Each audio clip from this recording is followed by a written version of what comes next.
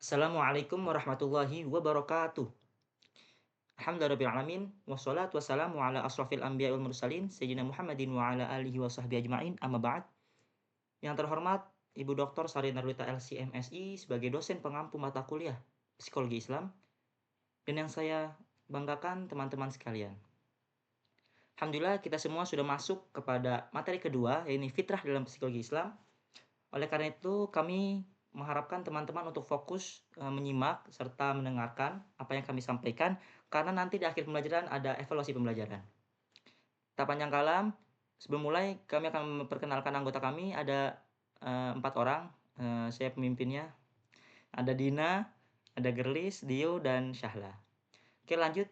Yang pertama ada definisi fitrah. Secara bahasa, fitrah itu berasal dari akar kata fatoro dalam bahasa Arab, atau bisa lebih detail lagi, fatoro yafturu fitrah, yang berarti itu membuka ataupun menciptakan awal itu. Ataupun juga bisa berarti perangai tabiat kejadian asli agama ataupun ciptaan. Secara umum, dalam tafsir, fitrah diartikan sebagai suatu kealamian atau kesucian. Sebagai suatu kealamian ini didapatkan oleh manusia ketika manusia itu diciptakan. Kurang lebih ketika manusia itu diciptakan, sudah tergabung itu fitrah. Jadi, satu kesatuan nih oleh fitrah tersebut menurut, dalam tafsir seperti itu. Adapun para ulama di sini, kami mengutip dari 3 ulama, fitrah itu dari Imam Al-Qurtubi mengatakan bahwasanya fitrah itu bermakna kesucian jiwa dan rohani. Maksudnya adalah, Imam Al-Qurtubi mengatakan bahwasanya manusia ketika lahir itu sudah suci gitu, suci dari lahir, nggak punya dosa sama sekali. Jadi inilah yang dinamakan fitrah, kesucian jiwa dan rohani menurut Imam Al-Qurtubi. Lanjut ke Ibnu Katsir mengartikan bahwa fitrah itu dengan mengakui keesaan Allah Subhanahu wa taala atau tauhid. Bahwasanya manusia sejak lahir itu membawa tauhid seperti itu dan ada kecenderungan manusia untuk mengesahkan Tuhannya gitu dan berusaha terus mencari dan mencapai ketauhidan tersebut. Jadi manusia sejak lahir sudah mencari tauhid dan pada siapa dia harus mengesahkan Tuhan seperti itu. Menurut Imam Al-Marogi mengatakan bahwasanya fitrah itu mengandung arti kecenderungan untuk menerima kebenaran. Maksud dari Imam Al-Marogi adalah manusia itu secara fitri sudah cenderung itu akan mencari kebenaran walaupun kecil hanya dari sanubarinya gitu. Maksudnya ketika manusia itu sudah terpengaruh oleh lingkungan luar, mau nggak mau ataupun secara otomatis gitu di sanubarinya pasti akan menerima dan mencari kebenaran itu. Seperti itu menurut Imam Al-Marogi. Adapun konsep fitrah dalam Islam, fitrah sebagai bawaan manusia sejak lahir. Ini dalam penanaman agama ke dalam manusia memiliki 2 fase. Fase pertama itu sebelum kelahiran. Fase sebelum kelahiran ini kita pasti nggak ingat ya, karena ini ketika kita bentuknya seperti roh gitu. Ini terdapat di surah Al-A'raf ayat 172 yang intinya saya bacakan bahwasanya kita sudah bersumpah gitu, janji bahwasanya Tuhan kita hanya satu gitu, Allah. Dan kita akan beriman dan beribadah seperti itu. Lalu pra kelahiran ini menandakan kalau kata Al-Wahidi bahwasanya kita sudah bersumpah dan menjadikan ikrar rububiyah gitu, bahwasanya kita ikrar dengan mengesahkan atau beriman kepada Allah Subhanahu wa taala. Dan kata Yasin Muhammad ini merupakan original purity atau kepercayaan asli kita seperti seperti itu. Dan yang kedua, ketika manusia lahir disebut berada dalam keadaan fitrah karena masih terikat oleh janji sebelumnya. Baru nih, iya, ketika kita lahir kita masih suci dengan fitrah yang sudah kita dapatkan ketika kita di roh gitu. Kita bahwasanya kita berjanji atau kita bersumpah bahwasanya kita akan beriman pada Allah. Lalu di sini ada peran lingkungan yang mengaruhi manusia dalam hal keimanan kepada Tuhan. Ya, nanti di slide-slide selanjutnya ada hadis mengatakan bahwasanya agama kita itu bisa dipengaruhi oleh orang tua kita sendiri gitu. Orang tua di sini merupakan pengaruh dari luar, bukan dari diri kita sendiri gitu, ataupun lingkungan-lingkungan yang nantinya kita hidup di dunia, seperti itu. Itu yang dinamakan 2 fase dalam penanaman agama ke dalam diri manusia, seperti itu. Sebelum kelahiran dan ketika manusia itu lahir. Oke, lanjut ke dalam struktur fitrah manusia yang akan dijelaskan oleh Dio. Pada Dio dipersilakan.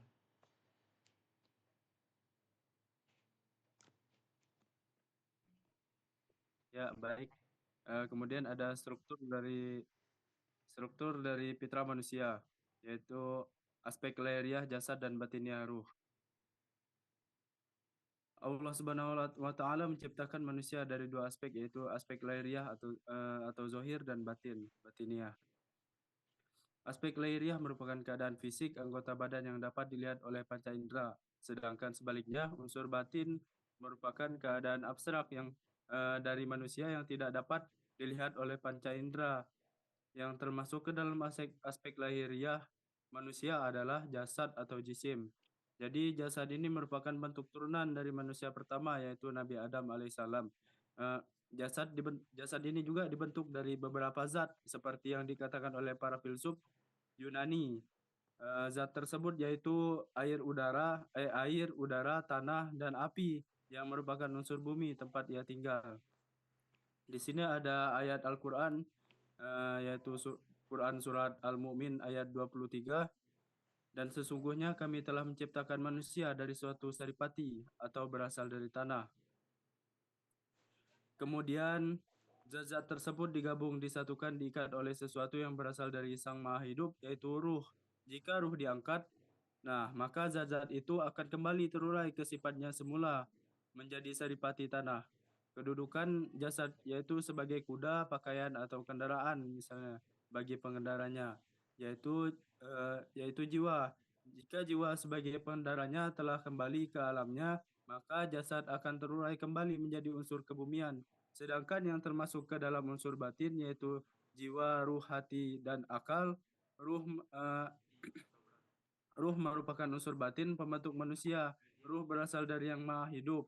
Ditiupkannya kepada jasad sehingga menjadi hidup. Nah, jika jiwa berasal dari alam malakut atau alamnya para malaikat, maka ruh berasal dari alam yang lebih tinggi, yaitu alam Jabarut atau alam yang paling dekat dengan Allah Azza wa Jalla. Ruh berasal dari Allah dan pasti akan kembali kepadanya. Unsur batin pembentuk manusia adalah hati. Hati atau kalbu sinonim dengan kata takallab yang artinya perubahan, fluktuasi, berbolak-balik. Nabi Shallallahu Alaihi Wasallam bersabda, hati seluruh anak Adam berada dalam dua jemari yang Maha Pengasih. Dia menggerakkannya kemana saja sesuai kehendaknya. Maka Allah disebut sebagai musarrif al-qulub atau mukallib al-qulub, atau sang penggerak hati. Menurut Ibnu Al-Arabi, hati ini tidak hanya sebagai tempat perasaan, melainkan lebih merupakan lokus ilmu. Dan menurutnya, bahwa hati diwariskan Ka'bah yang bermakna rumah suci bagi manusia. Kemudian unsur batin pembentuk manusia yaitu akal. Menurut para filsuf, bahwa akal merupakan unsur pembeda antara manusia dengan binatang. Kenapa begitu? Karena setiap sesuatu memiliki tiang penyangga. Tiang penyangga amal perbuatan seorang adalah akal, eh, yang dikatakan oleh Rasulullah Sallallahu Alaihi Wasallam. Jadi dengan anugerah akal itu seseorang dapat beribadah lebih sempurna kepada Tuhannya. Kemudian lanjut. Nah, kemudian ada peran akal, kolbu atau hati, dan nafas dalam fitrah manusia. Yang pertama ada akal. Akal berasal dari bahasa Arab yakni al-akal yang dalam bentuk kata benda berlainan dengan kata al-wahi yang tidak terdapat dalam Al-Quran. Jadi menurut Harun Nashon yang dikutip Margustam dalam Al-Quran terdeteksi satu ayat dengan bentuk kata kerja aqalahu, memiliki makna paham dan mengerti. Kemudian manusia pada hakikatnya memiliki perbedaan dari makhluk lainnya. Manusia diberi potensi akal sehingga bisa membedakan antara hak dan batil. Jadi melangkah kepada kebaikan dan menghindari keburukan. Akal adalah alat untuk berpikir dalam memahami sesuatu objek dan peristiwa, baik yang bersifat intuitif maupun realita, melalui metodologi yang diharapkan terhindar dari segala bentuk keburukan. Dikutip dalam buku Maragustam, dijelaskan bahwa fungsi akal melalui hasil analisis ayat-ayat yang dipahami maknanya sebagai berikut. Yang pertama, akal sebagai alat untuk menganalisis dan mengetahui hakikat sesuatu, sehingga menjadi manusia beriman kepada Allah Subhanahu wa Ta'ala. Quran Surat Al-Baqarah ayat 2. Kemudian yang kedua, akal berfungsi sebagai dorongan moral. Terdapat dalam Quran surat Al-An'am ayat 6. Kemudian yang ketiga, akal sebagai alat untuk mengambil hikmah dan kesimpulan dari suatu peristiwa, sedangkan alat untuk berpikir digunakan kata rusid. Artinya, memiliki penalaran yang kuat dan dorongan moral yang tinggi. Quran surat Al-Baqarah ayat 2. Eh, Kemudian yang kelima, ada akal berfungsi sebagai alat zikrullah dan alat memikirkan ciptaannya, seperti pengertian di atas bahwa kata lub bentuk pluralnya. Al-bab digunakan untuk pengertian akal. Quran surat Al-Imran ayat eh, halaman 3 ayat 190 sampai 191. Kemudian ada kolbu atau hati. Pendapat Imam Al-Ghazali dikutip Dian Iskandar Jailani bahwa kolbu imateri yang dianugerahkan oleh Allah kepada manusia dan masih menjadi rahasia. Dalam buku Maragustam dijelaskan kolbu adalah perangkat hakikat dasar manusia karena iman bersemayam di kolbu. Terdapat dalam Quran surat Al-Hajj.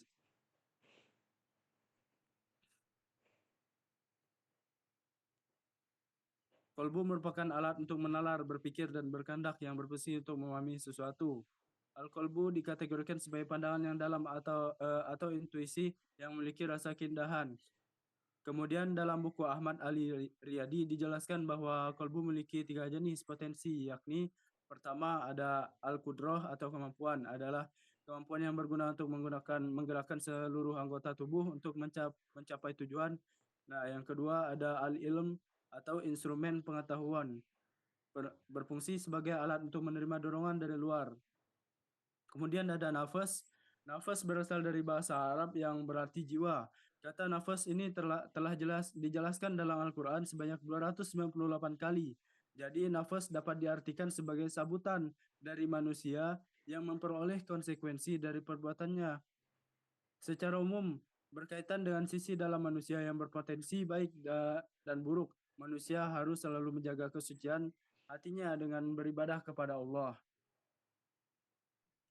Dalam Al-Quran, menyatakan bahwa Allah tidak akan membebani manusia sesuai dengan kesanggupannya. Nah, namun terdapat pada kata laha maktasabat, menunjukkan kepada perbuatan baik, dan alaiha maktasabat, menunjukkan untuk keadaan darurat dari kejahatan nafas. Kemudian dalam konteks lain, kata nafas merupakan keadaan jiwa manusia yang mempunyai kemampuan untuk melakukan perbuatan baik maupun buruk. Senada dengan itu, nafas dalam hadis digunakan dalam makna zat atau esensi manusia yang memiliki wujud tersendiri. Menurut Al-Ghazali, membagi nafas kepada 3 tingkatan, yaitu nafas mutmainnah, kemudian ada nafas lawamah, dan ketiga ada nafas amarah. Yang pertama ada nafas mutmainnah, yakni nafas yang cenderung melakukan perbuatan baik untuk memperoleh ridho Allah. Yang kedua ada nafas lawamah, yaitu nafas bersifat insaniah. Dan yang ketiga, nafas amarah, yaitu nafas yang mencerminkan sifat hewani. Dari tingkat tersebut, manusia dapat menjaga nafas di tingkat mutmainnah atau selalu melakukan perbuatan yang baik. Jadi menjaga hawa nafsu dengan mendekati diri kepada Allah itu seperti baca alum Quran, berzikir, dan pelajari ilmu agama. Menurut Ibnu Jauzi yang dikutip Akmal Alim bahwa nafas memiliki 3 unsur yang saling mempengaruhi, yaitu unsur akal, unsur amarah, dan unsur hawa nafsu. Ketiga unsur ini memiliki keterkaitan untuk membentuk psikologi yang berbeda. Interaksi dari ketiga unsur ini menghasilkan kepribadian yang sesungguhnya. Apabila jiwa memiliki interaksi potensi baik, maka akan menghasilkan kebaikan, dan sebaliknya, baik buruknya sangat tergantung pada interaksi dari ketiga unsur. Kemudian ada tujuan penciptaan manusia yang akan dijelaskan oleh rekan saya.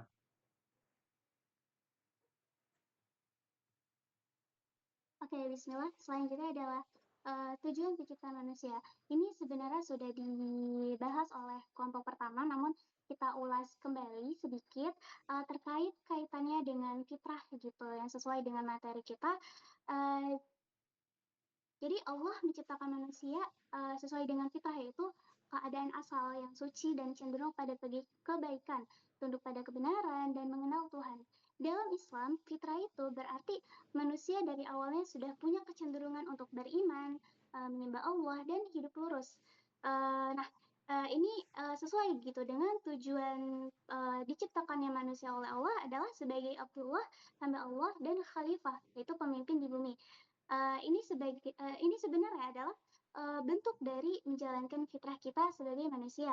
Nah, kita bahas satu persatu. Yang pertama, tugas kita sebagai Abdullah atau hamba Allah gitu. Allah berfirman dalam Quran surah Az-Zariyat ayat 56 yang berbunyi A'udzubillahi minasyaitonirrajim wa ma khalaqtul jinna wal insa illa liya'budun.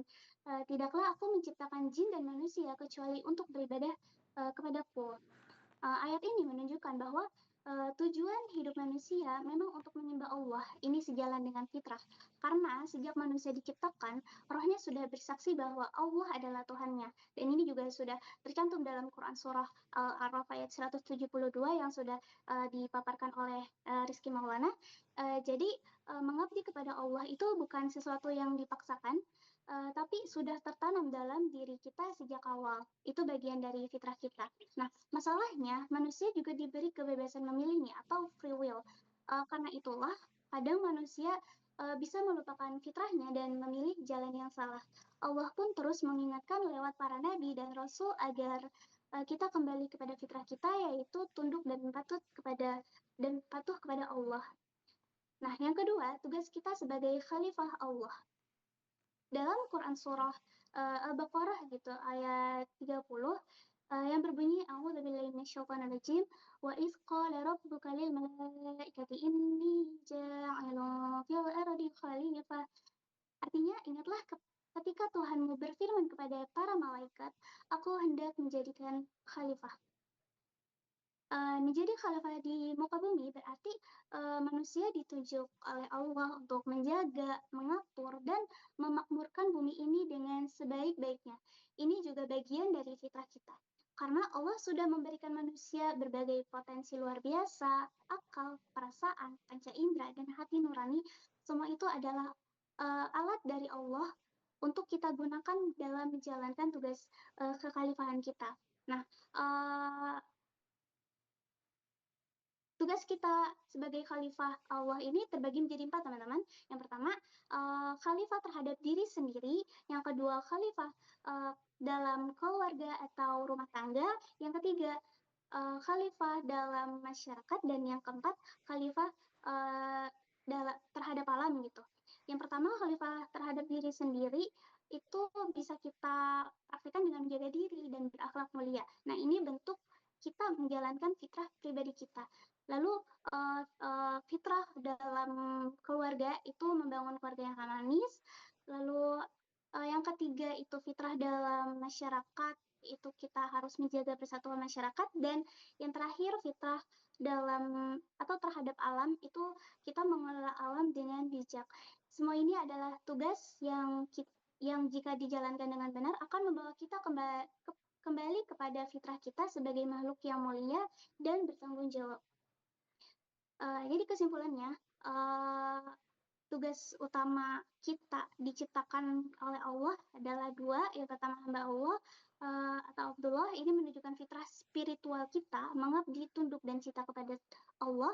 Lalu yang kedua, sebagai khalifah Allah di bumi, ini menunjukkan fitrah sosial dan intelektual kita, mengatur, menjaga, dan membangun kehidupan yang baik di dunia. Ketika manusia menjalani 2 peran ini dengan seimbang, artinya dia sedang menjaga dan menyempurnakan fitrah yang Allah tanamkan sejak awal penciptaan. Oke, selanjutnya. Ada pengaruh lingkungan terhadap fitrah yang akan dijelaskan oleh saya. Selanjutnya ada pengaruh lingkungan terhadap kita. Yang pertama itu ada faktor internal. Nah, faktor internal ini terbagi menjadi 3. Yang pertama faktor kelemahan fisik dan mental. Yang kedua faktor hawa nafsu. Dan terakhir faktor takdir. Nah, faktor yang pertama itu faktor kelemahan fisik dan mental. Kadang seseorang lahir atau tumbuh dengan kekurangan seperti fisiknya, daya pikirannya yang sangat kurang, ataupun lainnya. Nah, kalau misal fisiknya nggak sempurna itu misalnya cacat, cacat tubuh dan lainnya. Sedangkan kalau misalnya daya pikirannya yang kurang, misalnya ketika kesulitan belajar atau berpikir. Nah, ada juga kalau orang seperti, kekurangan, tidak dibimbing dengan baik oleh orang tuanya, maka mereka bisa lebih mudah tergoda untuk, melakukan hal-hal yang menyimpang dari nilai-nilai kebenaran atau kebaikan.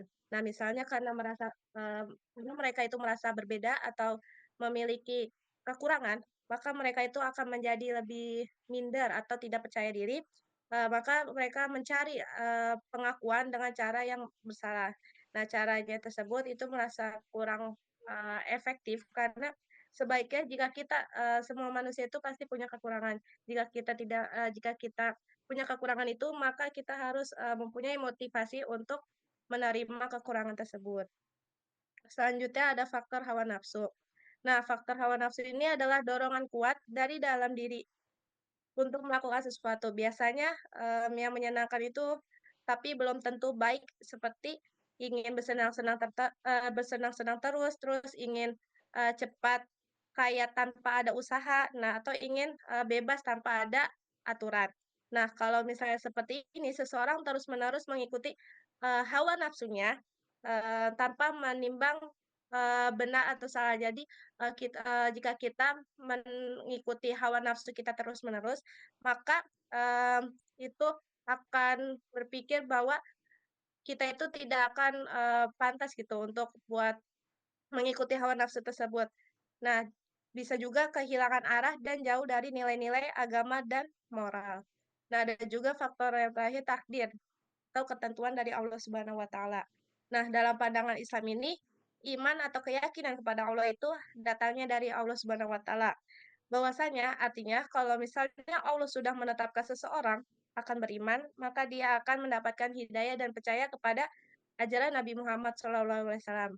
Nah, tapi kalau misalnya tidak, itu, maka sebaiknya apapun penjelasan dari ya Allah yang diberikan, maka dia tetap tidak percaya atau dia tetap, meyakini bahwasanya ajaran Nabi Muhammad itu salah.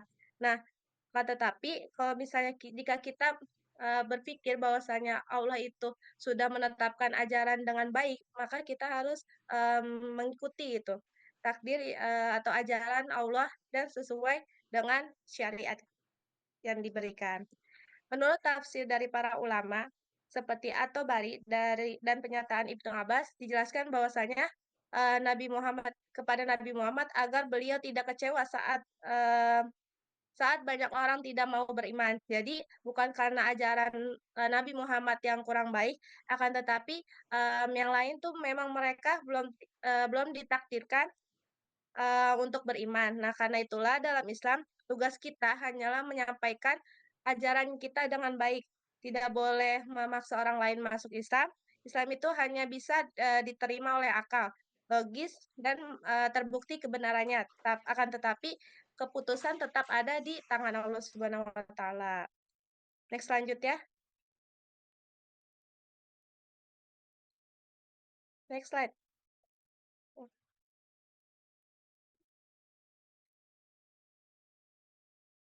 Oke.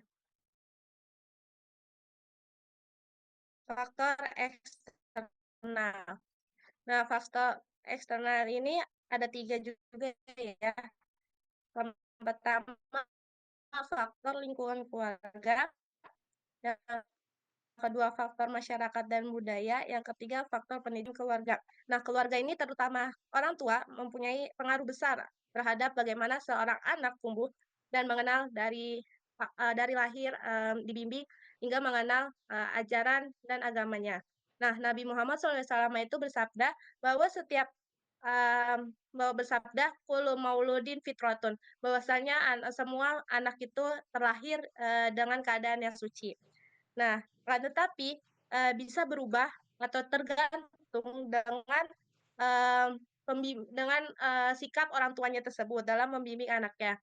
Nah, jadi kalau orang tua mengajarkan nilai-nilai baik kepada anaknya sejak kecil, maka, ke depannya sangat efektif untuk anak tersebut, mengenal atau mengetahui, nilai-nilai norma agama tersebut. Akan tetapi jika sebaliknya, anak bisa jika orang tua membimbing anaknya tidak dengan dari awal ajaran yang baik, maksudnya tidak diajarkan oleh orang tuanya, maka anaknya tersebut akan tumbuh besar dengan penyimpangan ajaran yang salah. Nah, yang kedua itu faktor masyarakat budaya. Nah, faktor masyarakat dan budaya ini sangat juga penting karena dimanapun kita berada pasti kita sangat berpengaruh dengan lingkungan tersebut, lingkungan tempat tinggal maupun lingkungan budayanya tersebut. Misalnya kalau seseorang tinggal di lingkungan yang banyak kemaksiatan ya, seperti pergaulan bebas, narkoba, ataupun jauh dari ajaran agama Islam, maka dia akan anaknya tersebut, maka dia akan terbawa arus oleh orang-orang dengan pergaulan bebas gitu, dengan ajaran yang maksiat. Nah, maka begitu juga dengan budaya di sekitar kita. Jika budaya kita tidak sesuai dengan ajaran agama Islam, maka kita perlahan-lahan akan mengikuti budaya tersebut atau tidak sesuai dengan ajaran agama tersebut dan meninggalkan um, fitrah atau kesucian tersebut. Selanjutnya, faktor pendidikan formal. Nah, sekolah juga seharusnya bukan hanya mengikuti atau mengajarkan pelajaran umum saja, bukan tetapi sekolah itu akan mengajarkan etika dan nilai-nilai ajaran agama tersebut. Nah, tapi juga harus memperhatikan nilai-nilai moral dan agama. Jika sekolah hanya fokus ke nilai umum atau nilai akademik, maka anak-anak bisa kehilangan arah dan makin jauh dari nilai-nilai fitrah. Jadi, penting banget pendidikan itu seimbang antara ilmu dunia dan ilmu agama. Next slide.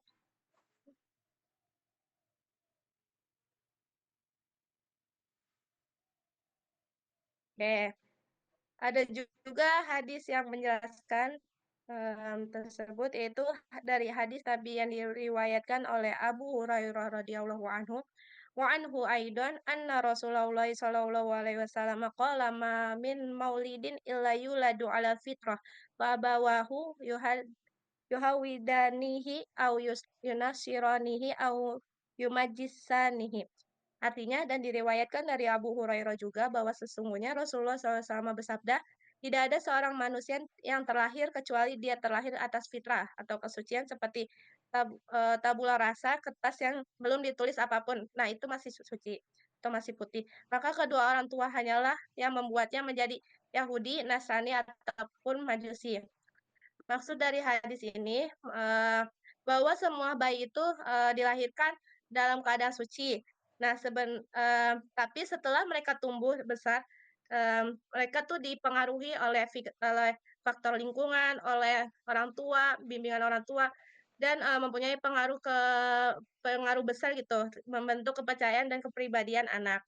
Nah, kalau orang tuanya membimbing kita ke jalan yang benar, maka anak itu akan tumbuh sesuai dengan fitrah atau sesuai dengan bimbingan orang tua tersebut. Tapi kalau sebaliknya anak bisa berubah tergantung ajaran yang diberikan, maka orang tua harus membimbingnya dengan benar. Intinya orang tua dan lingkungan mempunyai peran sangat penting bagi mengubah fitrah anak atau membimbing anak tersebut. Maka itu penting mendidik anak sejak kecil dengan nilai-nilai yang diberikan dan nilai ajaran agama tersebut. Oke, next selanjutnya yang akan dijelaskan oleh Gir.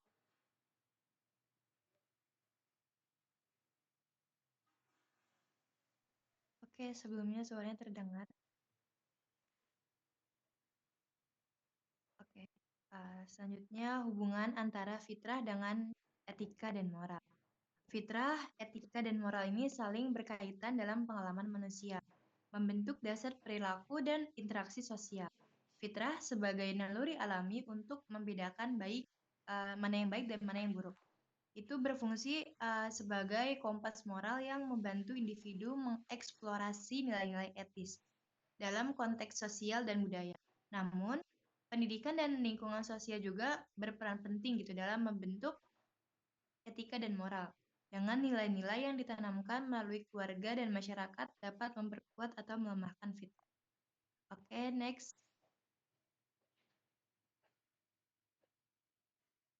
Oke, selanjutnya akan dijelaskan oleh teman saya.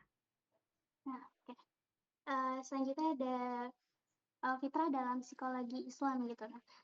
Uh, dalam psikologi Islam, fitrah dipahami sebagai potensi bawaan manusia yang diberikan oleh Allah.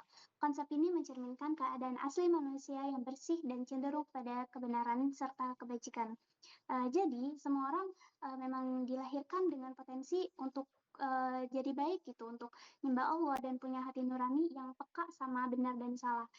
Ini pun sudah tercantum dalam Quran Surah Ar-Rum ayat 30 yang berbunyi A'udzu billahi minasyaitonir rajim. Fa'aqim wajhaka lid-dini hanifa fitratallahi allati fataran nasa 'alaiha. Yang artinya, maka hadapkanlah wajahmu dengan lurus kepada Allah, Islam sesuai fitrah dari Allah yang telah menciptakan manusia menurut fitrah itu. Nah, di sini Allah bilang kalau manusia itu diciptakan sesuai dengan fitrahnya dan dalam hadis dalam hadis juga yang sudah dijelaskan oleh Syahla tadi gitu ya, bahwa setiap anak lahir dalam keadaan fitrah, tapi seiring waktu orang tuanya dan lingkungan sekitarnya yang mengubah arah hidup si anak ini gitu, yang menjadikan dia menjadi Yahudi, Nasrani atau Majusi. Nah, disinilah peran penting lingkungan dan pendidikan, walaupun fitrah kita udah bagus gitu ya dari sananya, tapi kalau kita tumbuh di lingkungan yang nggak mendukung, bisa jadi kita jadi kehilangan arah. Makanya dalam psikologi Islam, tugas kita sebagai manusia adalah menjaga, mempertahankan, bahkan memulihkan fitrah itu kalau udah mulai ketutup dari pengaruh-pengaruh dari luar gitu. Nah, fitrah ini juga jadi dasar dalam pembentukan kepribadian yang sehat, baik secara spiritual, moral, maupun akal sehat. Kalau kita bisa hidup sesuai fitrah, maka kita akan jadi pribadi yang seimbang, hatinya tenang, pikirannya jernih, dan tindakannya positif. Jadi intinya konsep fitrah ini mengajarkan kita buat selalu ingat siapa diri kita sebenarnya, bahwa kita ini ciptaan Allah yang punya potensi luar biasa dan kita harus terus berusaha buat tetap berada di jalan yang lurus meskipun godaan dan tantangannya pasti ada.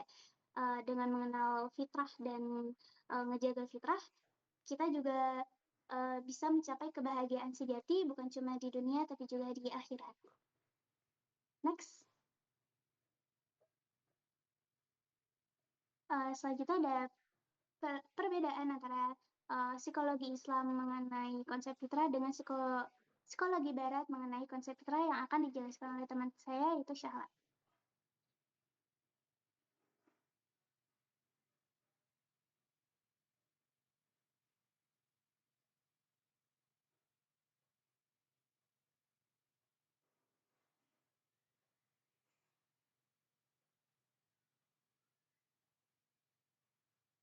Pada Syahla dipersilakan.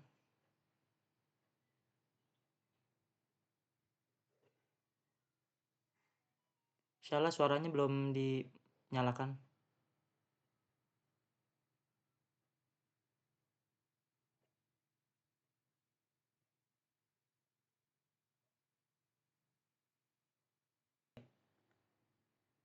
Oke. Selanjutnya ada psikologi Islam maupun psikologi Barat mengenai konsep fitrah. Nah, di sini ada perbandingannya ya di antara psikologi Islam maupun psikologi Barat. Yang pertama ini menurut psikologi Islam bahwasanya mengenai konsep fitrah itu yang pertama alam dipandang sebagai fitrah atau sifat dasar manusia yang cenderung kepada kebaikan dan mengenal Tuhan. Dan yang kedua itu menekankan hubungan manusia dengan Tuhan serta nilai-nilai moral dan spiritual. Dan yang terakhir, menurut psikologi Islam itu ada tujuan hidup, kebahagiaan dunia dan akhirat. Nah, adapun psikologi Barat mengenai konsep fitrah yang pertama sering mengabaikan unsur ketuhanan. Yang kedua fokus pada naluri, lingkungan, dan pendekatan empiris. Yang ketiga, manusia dipandang secara sekuler tanpa ikatan spiritual. Nah, menurut psikologi Islam, dalam Islam itu manusia dilahirkan dengan fitrah, yaitu sifat dasar yang baik yang cenderung pada kebenaran dan mengenal Tuhan. Jadi pada dasarnya setiap orang mempunyai potensi untuk jadi lebih baik dan dekat dengan Allah Subhanahu wa Ta'ala. Nah, yang kedua itu hubungan spiritual yang menekankan hubungan manusia dengan Tuhan. Nah, ini psikologi Islam ini sangat menekankan pentingnya hubungan manusia dengan Tuhan, seperti nilai-nilai agama, moral, dan spiritual yang dianggap sebagai bagian sangat penting dalam kehidupan seseorang. Nah, yang ketiga ini ada tujuan hidup. Nah, tujuan hidup menurut Islam ini nggak hanya cuma bahagia di dunia, akan tetapi bahagia juga di akhirat.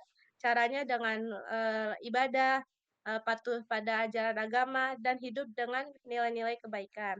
Nah, kalau misalnya psikologi barat ini, yang pertama ini sering mengabaikan unsur ketuhanan. Banyak teori dalam psikologi barat itu tidak membahas tentang Tuhan atau agama. Mereka hanya lebih fokus, pada hal-hal yang bisa diamati secara ilmiah. Nah, ada juga fokus pada naluri, lingkungan, dan pendekatan empiris. Nah, psikologi barat ini cenderung, melihat manusia sebagai hasil dari naluri dasar atau seperti keinginan, dorongan, dan pengaruh lingkungan sekitar. Jadi, menurut psikologi barat ini cara berpikir dan berperilaku seseorang itu sangat dianggap hasil. Nah, ada juga yang ketiga, pandangan sekuler atau manusia dipandang secara sekuler tanpa ikatan spiritual. Nah, menurut artinya tanpa mengaitkan hidup dengan hal-hal yang spiritual atau bentar ya. Udah belum?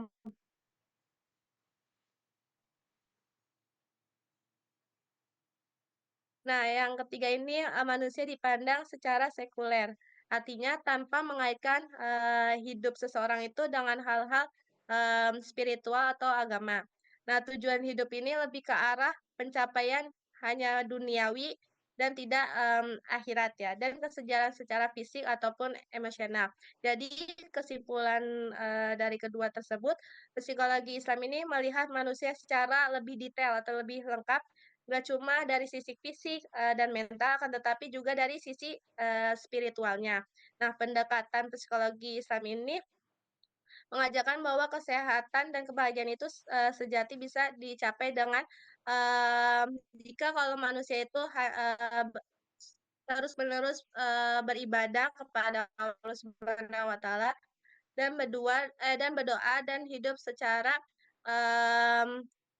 dengan sesuai dengan nilai-nilai nilai moral gitu.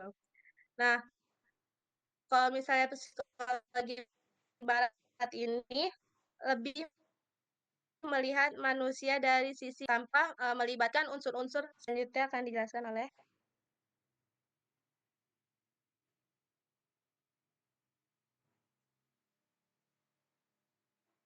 Oke, selanjutnya implikasi fitrah dalam kehidupan sehari-hari. Oke, yang pertama ini ada pendidikan. Fitrah yang terdiri dari komponen materi dan imateri memerlukan integrasi antara pendidikan qalbiyah dan akliyah untuk membentuk individu yang seimbang dan sempurna. Pendidikan Islam harus mengembangkan potensi fitrah agar individu dapat berkontribusi positif sebagai khalifah. Meskipun manusia cenderung beriman, tetapi enggak menjamin kehidupan yang benar, sehingga pendidikan harus menekankan nilai-nilai kebaikan dan keadilan. Pada dasarnya, manusia ini dibekali potensi dan kemampuan dasar yang cenderung pada kebenaran, kebaikan, serta keengganan gitu pada kejahatan. Karena kejahatan ini bertentangan dengan potensi asalnya. Maka fitrah manusia yang merupakan potensi tidak hanya perlu dijaga, tapi juga dididik gitu. Karena sesuatu yang ada di luar diri manusia ini dapat mempengaruhi kehendak manusia untuk menjadi baik atau buruk. Namun karena fitrah manusia bersifat potensial, maka ia juga harus mengarahkan dan mengembangkannya dengan memberikan pendidikan yang layak. Yang kedua yaitu kecenderungan terhadap kebaikan. Oke, sebelumnya sudah dijelaskan bahwa manusia ini secara alami memiliki dorongan untuk berbuat baik. Bahkan tanpa pengaruh eksternal, seseorang ini sering merasa terdorong gitu untuk membantu orang lain bersikap jujur atau menunjukkan kasih sayangnya.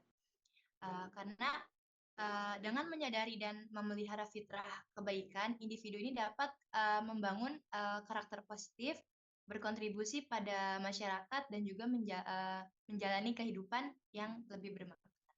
Yang ketiga, pengembangan diri dan potensi. Fitrah memiliki peran signifikan dalam pengembangan diri dan potensi manusia dengan mengenali kekuatan dan kelemahan yang merupakan bagian dari fitrah. Seseorang dapat lebih fokus mengembangkan kelebihan yang dimilikinya sekaligus berupaya memperbaiki atau mengatasi kelemahan. Selain itu, fitrah manusia yang memiliki rasa ingin tahu mendorong kita untuk terus belajar dan mencari pengetahuan baru. Dengan memahami cara belajar yang sesuai dengan kecenderungan alami, kayak contohnya tuh seperti apa ya, visual, auditori, lalu atau kinestetik, proses pembelajaran dapat dioptimalkan sehingga lebih efektif dan menyenangkan. Terus yang keempat, fitrah manusia sebagai makhluk. Yang keempat ini interaksi sosial dan hubungan. Fitrah manusia sebagai makhluk sosial memiliki implikasi yang mendalam dalam interaksi sosial dan hubungan antar individu. Salah satu aspek penting dari fitrah ini yaitu kemampuan untuk berempati dan memahami perasaan orang lain. Di sisi lain, setiap individu memiliki fitrah yang unik, membantu kita untuk lebih menghargai perbedaan dan menghindari sikap diskriminatif. Dengan menghormati keberagaman ini, hubungan antar individu dapat terjalin gitu dengan baik. Lalu semua ini menunjukkan bahwa fitrah manusia ini tidak hanya membentuk karakter individu, tetapi juga berperan penting gitu dalam membangun hubungan sosial yang sehat dan berkelanjutan. Selanjutnya ada cara menjaga dan mengembangkan fitrah.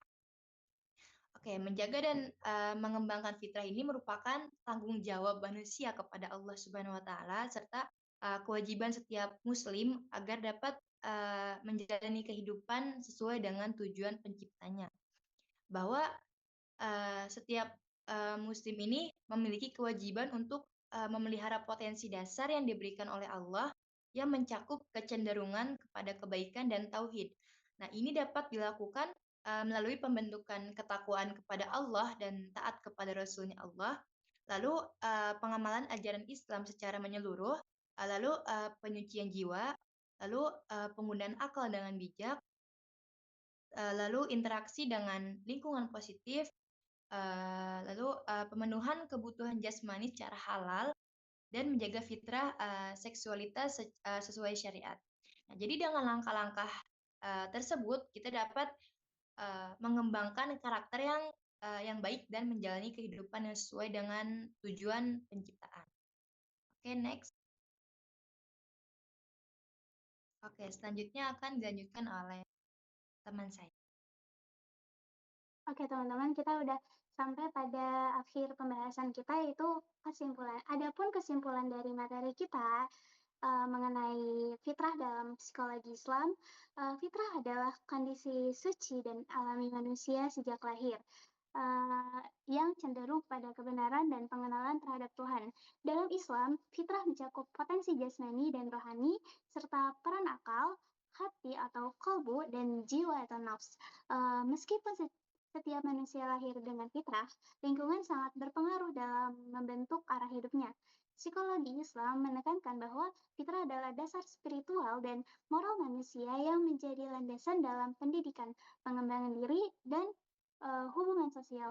Menjaga fitrah berarti menjalani hidup sesuai tujuan penciptaan manusia, yakni menjadi hamba Allah dan khalifah di bumi. Oke? Sekian kesimpulan dari materi kita dan pembahasan materi kita mengenai konsep fitrah dalam psikologi Islam. Kurang lebihnya mohon maaf. Dilanjut oleh Rizky Maulana.